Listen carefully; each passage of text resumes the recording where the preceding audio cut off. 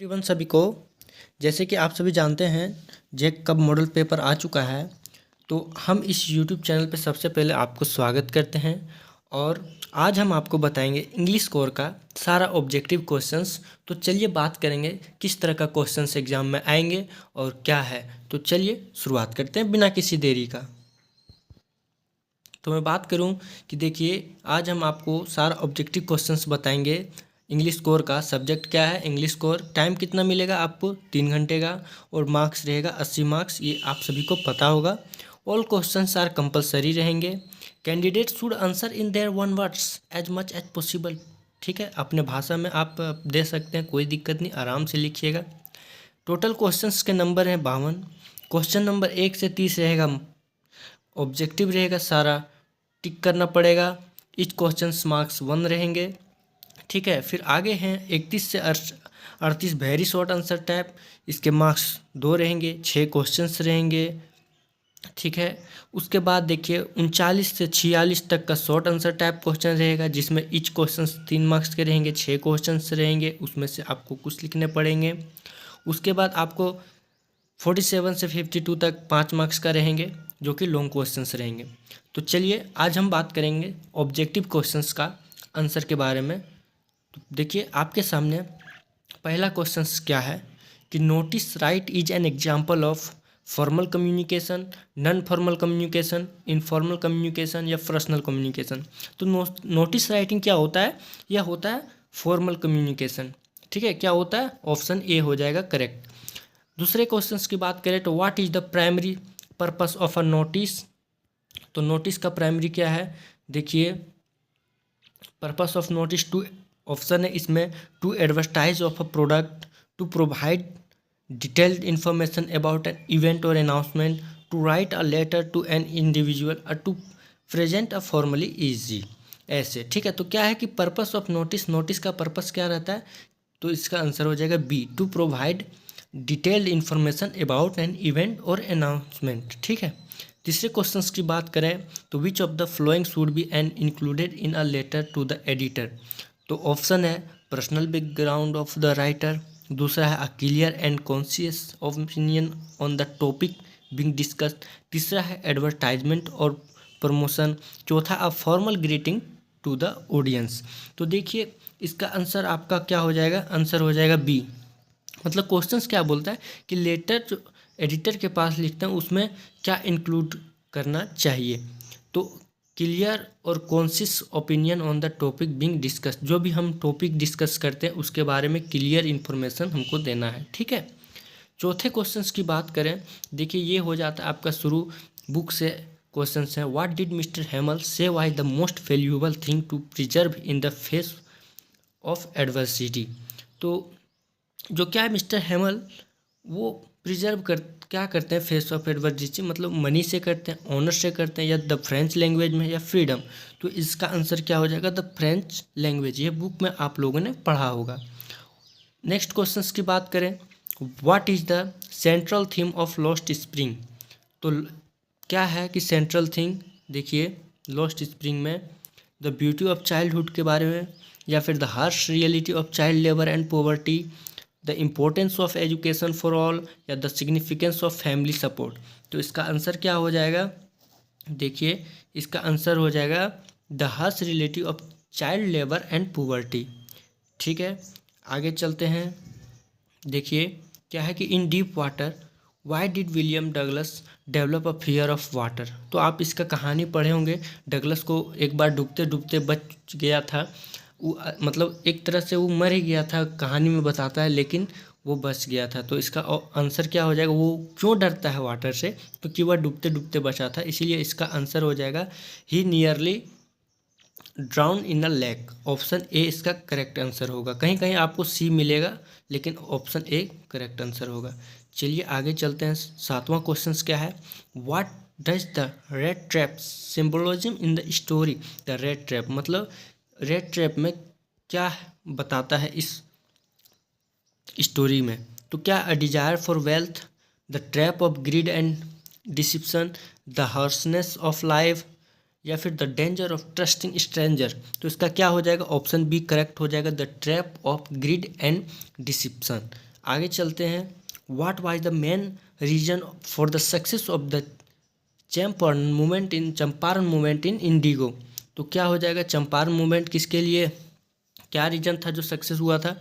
The cooperation of local merchants, the intervention of the British government, या फिर the leadership of Mahatma Gandhi and the support of local peasants, the involvement of international organisation.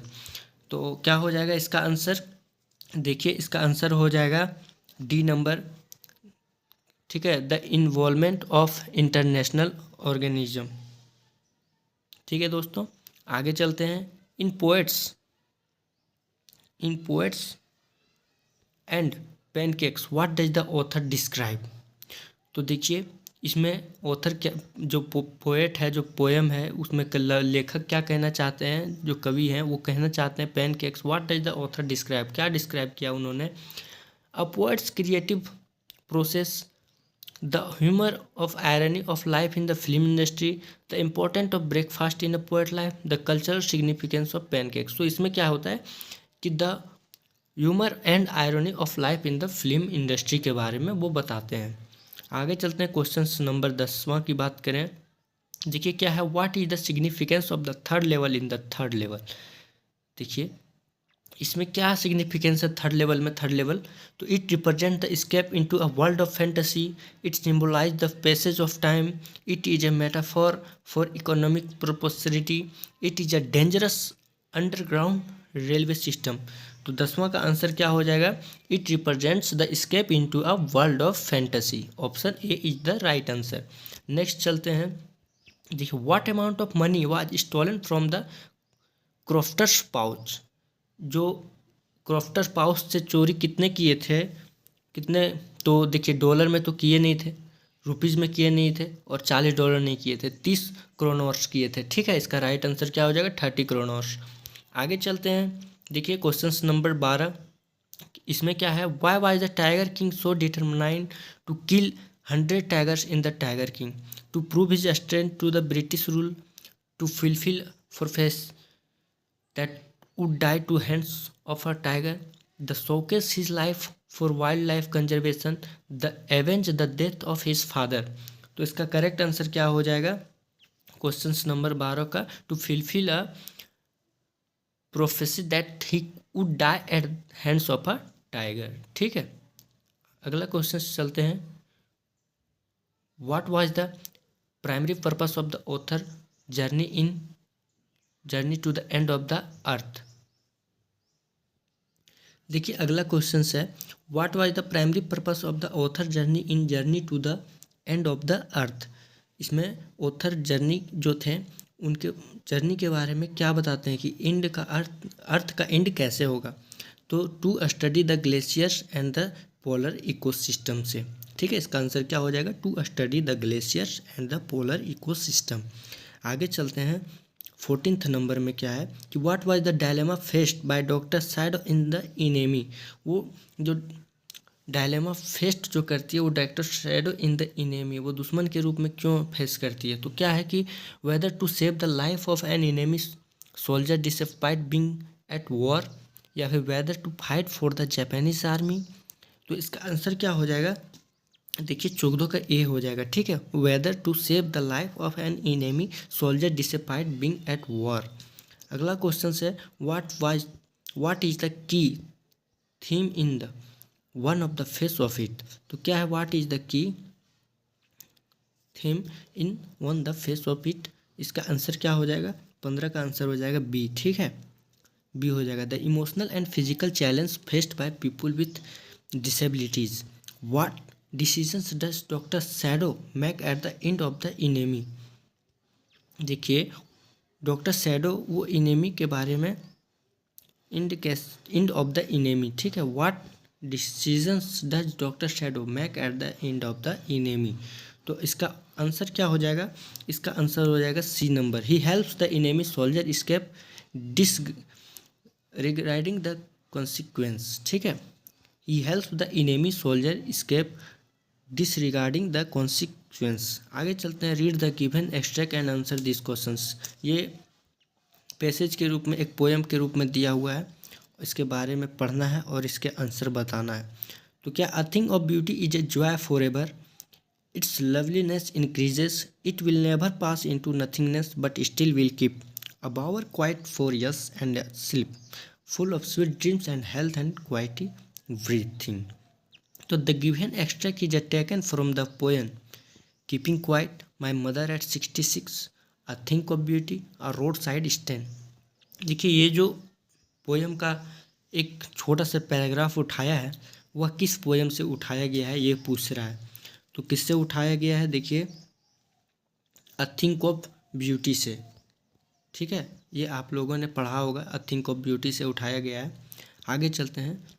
What is described as a joy for ever in the poem, joy for ever in the poem में क्या describe किया गया है? A beautiful memory, a thing of beauty, या work of art, या quiet of sleep. तो इसका answer क्या हो जाएगा? A thing of beauty. क्या हो जाएगा? A thing of beauty. What feelings does the poet associate with a thing of beauty? ठीक है, fear and anxiety, sweet dreams, health and quiet breathing, answer and frustration, या sadness and मेलेनकोली। तो इसका answer क्या हो जाएगा? 19 का बी हो जाएगा, sweet dreams, health and quiet breathing. आगे चलते हैं 20 नंबर। What does the poet mean by keeping quite?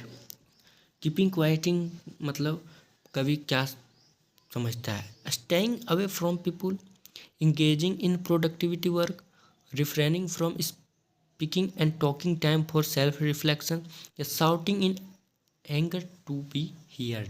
तो इसका आंसर क्या हो जाएगा? C number. ठीक है, क्या हो जाएगा? C number, refraining from speaking and talking time for self reflection। अगला है, what does the speaker suggest about the city people who passed by the roadside stand? Option है, they are ignorant of the struggle of rural life, they are generous and kind, they appreciate that art and work of rural people, they stop to admire the beauty of the countryside। इसका answer क्या हो जाएगा? 21 का A हो जाएगा, they are ignorant of struggle of rural life. ठीक है, आगे चलते हैं। The speaker tone in the roadside stand can be best described as, option joyful and hopeful, sarcastic and bitter, calm and serene, या confuse and uncertain. तो इसका answer क्या हो जाएगा? 22 का, देखिए 22 का आंसर हो जाएगा बी नंबर। ठीक है, सरकास्टिक एंड बीटर। अगला क्वेश्चन से 23, how does Charley describe the poem and the atmosphere at the third level? Third level में चार्ली कैसे डिस्क्राइब करती है पीपल के सामने atmosphere? They are futuristic and advanced, they are wearing old fashion clothes and the street look like they are from the 19th century. तो इसका answer क्या हो जाएगा? They are wearing old fashion cloth. ठीक है, and the streets look like they are from 19th century. आगे question से, next question से, how many tigers does the Maharaja need to kill to prove the prophecy wrong in the tiger? ठीक है, तो 99 इसका answer सही हो जाएगा। आगे चलते हैं। Who are two main characters in one the face of it? Derry and mister Lamb, Derry and his mother. इसका आंसर ए राइट हो जाएगा, डैरी एंड मिस्टर लैम। आगे चलते हैं। What advice does Mr. Lamb give to Derry about life in on the face of it?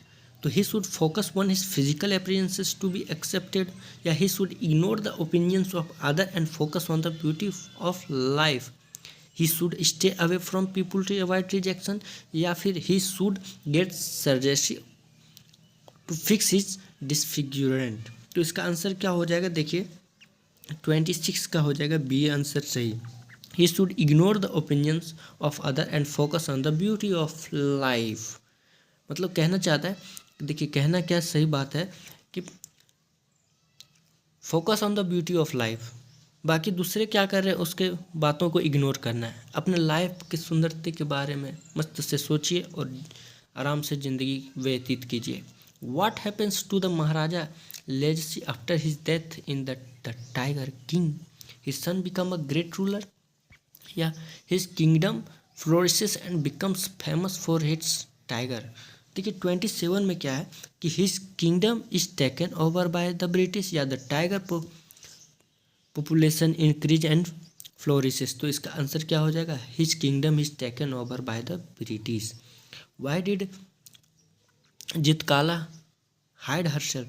To save herself, to save herself from a woman, to save herself from the children, या to stop people from cutting her hair?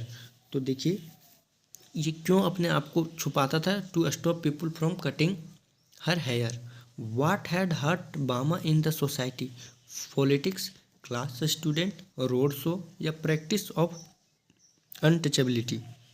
तो 29 में क्या कि बामा society से हट क्यों होता था? तो ये इसलिए होता था क्योंकि प्रैक्टिस ऑफ अनटचेबिलिटी वो करता था. ठीक है, अगला क्वेश्चन से इसका आंसर हो जाएगा D. What does the story the tiger king suggest about the relationship between power and pride? तो इसका ऑप्शन है power should always be used wisely, या pride leads to self destruction when abused, power should be used only for personal gain, या pride is the most important trait for a ruler? तो इसका answer हो जाएगा pride leads to self destruction when abused. तो ये रहे 30 questions के answer. उम्मीद करते हैं सही आंसर मिला होगा. आप लोग बढ़िया से इसको पढ़ लीजिएगा. आगे है पैसेज है, ठीक है, पैसेज को आपको पढ़ना है और इसका आंसर देना है. फिर पैसेज में ही सारा आंसर छुपा हुआ है. उसके बाद आपको लॉन्ग क्वेश्चंस मिलेंगे और शॉर्ट क्वेश्चंस मिलेंगे. ये रहा कुछ एक मिलेगा आपको. देखिए लेटर लिखने के लिए मिलेगा 50 वर्ड में, +2 हाई स्कूल के लिए लिखा हुआ. और तो आज इंग्लिश का बताया. चैनल को सब्सक्राइब कर लीजिए. आगे आपको इसी तरह हिंदी का बताएंगे, बाकी हर एक सब्जेक्ट का बताएंगे. तो मिलते हैं नेक्स्ट वीडियो में. तब तक के लिए बाय बाय.